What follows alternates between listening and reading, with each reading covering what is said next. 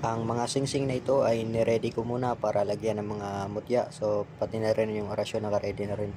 So ito yung sample na magiging itsura niya kapag tapos na siyang gawin.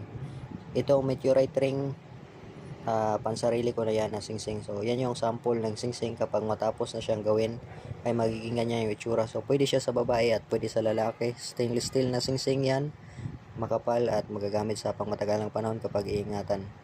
So yan siya, uh,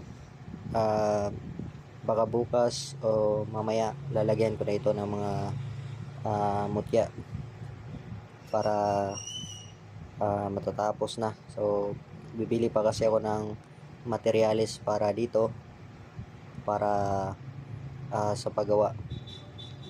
At yun, ganito yung itsura niya.